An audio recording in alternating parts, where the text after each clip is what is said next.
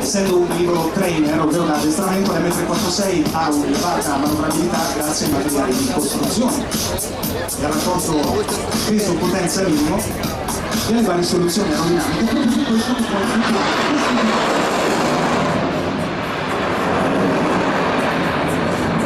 turno a bordo ha derivati angoli di attacco a cui siete mezzo 8 a 45 gradi rispetto a noi, una acrobatica non giochiamo le più famose del mondo, situata impostata una salita in quota in verso di una traiettoria con mezzo turno.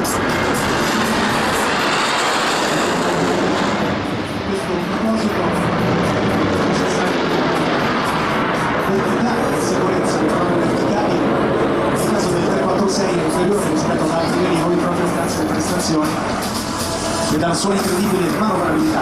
Appena vista una seconda aia farola a sinistra e adesso andiamo su per il fatto di quadrifoglio.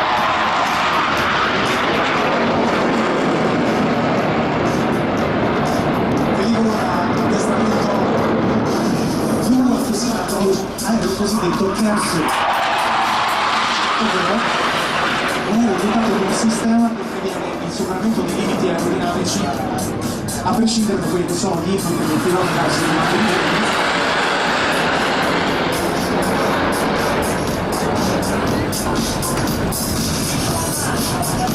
A lei è macchina iniziare subito dopo il volo lento una salita molto accentuata anche partendo da basse velocità.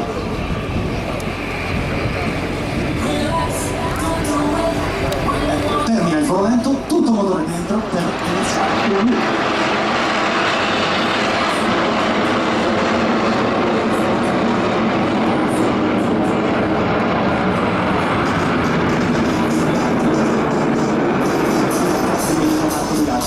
Vedete l'M346 come viene manovrato.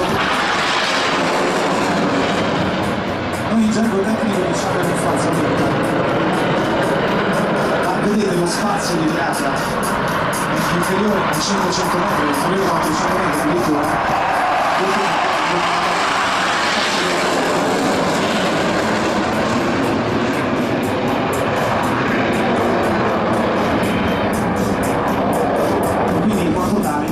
Spazi grandissimi. Abbiamo visto che il pilota non ha bisogno di spazi anche per l'accelerazione, ma per le manovre verticali, spazi del momento della presentazione in volo sono effettuabili.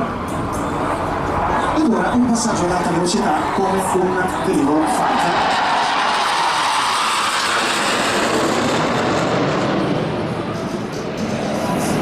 Sta volando a circa 1000 km/h il capitano Marco Mancini con questo velivolo addestratore che ha delle caratteristiche davvero simili per prestazioni ed efficacia ai velivoli da combattimento, e questa è l'uscita di scena da questa giornata di grande solidarietà sul